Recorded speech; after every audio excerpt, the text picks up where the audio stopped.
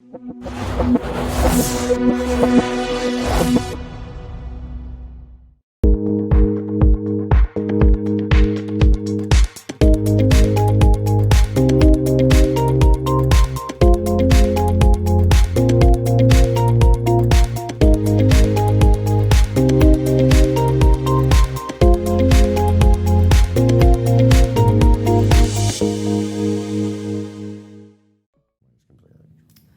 everyone, we're back and I'm here with David Carriere with Smarter Mortgage. He is going to help us kind of understand what's happening in this crazy world of real estate these days. I mean, it has been a little crazy. If anyone's buying or selling any kind of residential or commercial properties, you know that it's been a little crazy right now. So let's dig in with David and see what's going on. Tell everybody a little bit about yourself, where you're from, what you do, what got you into the business, how long you've been doing it, all that great stuff. Absolutely. Thanks for having me on, first of all, Dena. My name is David Carriere. I'm Managing Director with Smarter Mortgage. I started in this industry about 15 years ago. What led me to this industry was actually by chance. Friends just told me I'd be great in it, got in it, and then fell in love with it. I've always been good at sales, but could never work for money. At the end of the day, what drives me is helping people. And in this industry, if you really take the pride in doing it, we're playing with people's lives. And you have to have that same respect in the sense of making sure that if you say something can get done, you'll get it done. Otherwise, bad things can happen. I am currently a broker, so I own a brokerage shop. I was a correspondent lender for a long time and then finally moved to the broker side so we could just offer more competitive fees and better rates and keep overhead down and take care of our clients in a better way. Okay. So for those people that don't know or understand, what is the difference between a broker or working for a direct lender or somebody, just kind of explain that to people? Of course. So if you deal with like a direct lender, whether it's one of your large banks or a correspondent bank or something, everything's going to be in-house. They'll have their rate sheets, their pricing, everything like that. As a broker, we have the ability to shop it with multiple different wholesalers across the nation and see who at that time is more hungry for loans, or at the same time we have more loan programs, more loan options because not everybody's loan is going to be the same. Not everyone's going to be a W-2 straightforward borrower. There's going to have self-employed, there's bank statements, there's all different types of things. And just because your income or your situation is different doesn't mean you shouldn't have the right to own a home. So we have the ability to be able to place many different people with different products and obtain the best possible financing for them and, help them achieve, not to be cliche, but the American dream of owning a home. It's not cliche at all. I think everyone, not everyone wants to own a home, but I think, in this day and age, it is kind of a dream, and it is something that we both work with people that we help make that dream come true, and that's very gratifying at the end of every day, to go to work and help people out. Yeah. What do you think sets your brokerage apart from other brokers? So what sets us apart is really what kind of our motto. Our motto is if we provide excellent customer service, we take care of our employees, we take care of our staff. Not only on a financial basis, but also on taking care of their own personal needs, family needs, whatever the case may be. People will be happier. We provide a more successful environment. My partner and I have never been money driven. We are driven by making others successful, which in turn will make us more successful, obviously. But we both are driven by helping our clients. The thing that is the most rewarding for me is getting to the closing table and having clients tell me, wow, everybody told me this would be the most stressful thing I've ever been through, and it wasn't like that. And I will never get sick of hearing that. Yeah, I think people don't understand the process, so when you can work with a lender that can really help you and walk you through the process, I think that's probably one of the most important parts of buying Absolutely. a piece of real estate is actually working with a lender that will walk you through that. And I know I like to partner myself with lenders that do that for my clients, and I know that you do that, and you add that personal touch to every little bit, including your assistance and everything else. I think it's really important to choose your lender wisely. Interview lenders. You can interview lenders before you decide to go with someone. You can actually interview them, talk to them, make sure you're comfortable with them. Absolutely. I think that's important. I've been told my greatest weakness and my greatest strength is I don't know how to lie. And sometimes clients come to me and I'll say, hey, we're not a great fit, or they'll come to me with, an offer of some sort and I'll say, hey, I can't beat that offer. You need to go with that because that is what's in your family's best financial interest. There's plenty more deals to be had. There's plenty more people to help, and I'm never going to just take on a deal to do it. I'm always going to work in the client's best interest, and if I always work that way, I feel that it'll come back to me tenfold. I absolutely love that about you, because I think that's something that's really important.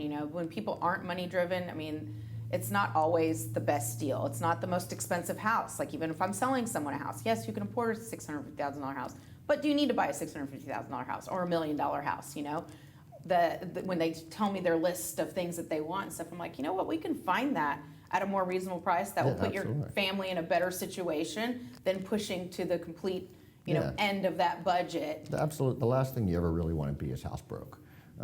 You want to be, you and your family want to be able to live comfortably. You want to have a house that suits you. I completely agree with you 100%. And something that you're comfortable in, but at the same time, you never want to be having to tighten down on anything else you want to do, whether you are married with kids and you want to do a vacation and you can't do it because you're making your mortgage payment every single month. And that's half of managing the client's expectations and, explaining to them, hey, maybe not now, maybe in the future, whatever the case may be. And I know you do a lot of things to actually walk people through kind of their lifestyle and what they do. You kind of encompass all of it. It's not just straight money numbers with you. Absolutely. You kind of ask beyond what they're doing. What does your lifestyle look like? How much reserves do you want to have? How much all that stuff? And you put all that stuff. Absolutely. That's where the personal touch comes in play, right? From the very first phone call, one of the things I try to do is, as I said, everyone's situation is different. So I try to get a feel for their unique situation. What is their own, real estate goals or financial goals, their goals 10 years from now, what is going to be best for them? It may not be this transaction, but it may be the next transaction that we go bigger. And I try to get a feel for my clients and everything and try to best advise them. Now, at the end of the day, obviously it is their decision. I'm here to present everything to them and allow them to have the most information possible so they can make the best decision for them and their family. No, you're really good with contracts too, from experience. He's really good with contracts.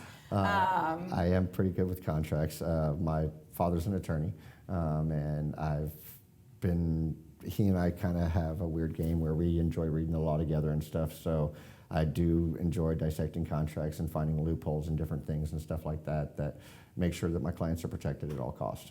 Okay, yeah. So why is now, do you think right now is the perfect time to buy versus renting, and what is your opinion about that? I hear a lot of clients asking me right now, housing prices are getting high, bidding wars are getting high and everything like that. And I ran a few numbers before I came up here just to kind of give an example. Your average interest rate, and I'm just using very broad numbers, okay, like on a $300,000 house, at a 3% interest rate, if a year from now interest rates are, let's say, 4%, and I don't know what they're going to be. No one knows what they're going to be. I punted my crystal ball to the moon like a year ago. But that's going to increase your payment by $167 a month.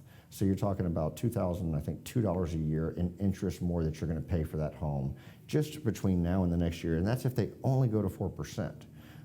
Inflation's going to have to go up. We can't keep rates this low forever. So, the cost is all right, is home prices a little high right now? Yeah, but at the same time, you're also fixing in some of the lowest interest rates that we've ever seen. And realistically, we have no business seeing them this low. COVID drove them down. And hey, but it's fantastic for all of our clients. It can fix in a great rate on their home, and you're saving money in the long run. And at the same time, you're building equity versus a $1,000 a month rent, where you're over 12 months, you're losing $12,000 in rent that you could be applying towards principal and gaining equity of your total net worth. I think use the example when you say you don't know what, in 2018, rates were going over 5.25 and stuff. Yeah. So that was just a few years ago. 2018, the average interest rate was 5.5%.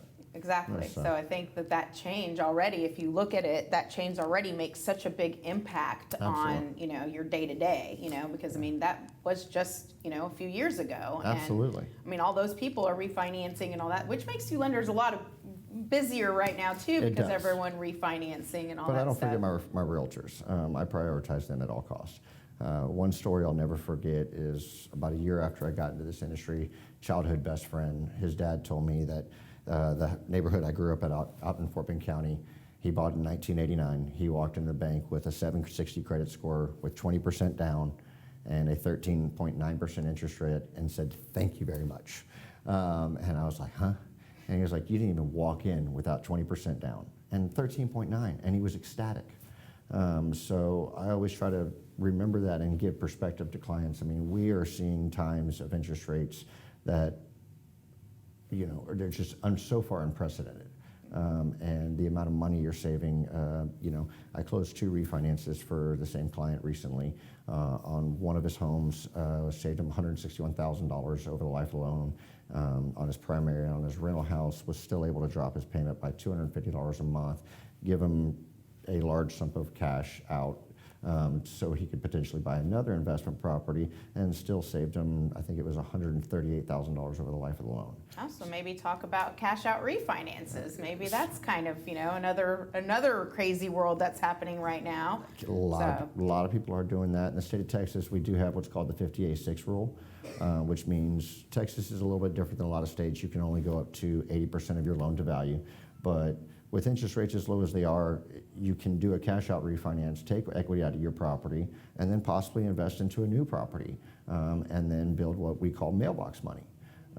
Which, if you can get your mortgage payment at 13, let's say you buy a $225,000 house and you get your principal, interest, taxes, and insurance, which I can explain more of that. You're more than welcome to reach out to me and I can explain it. But if you could get your total payment at $1,300 but rent the house at $1,800, then you've got $500 net equity of mailbox money coming in every single month, not counting your mortgage being paid, and then, and just increasing your net worth for your family, your children, and everything.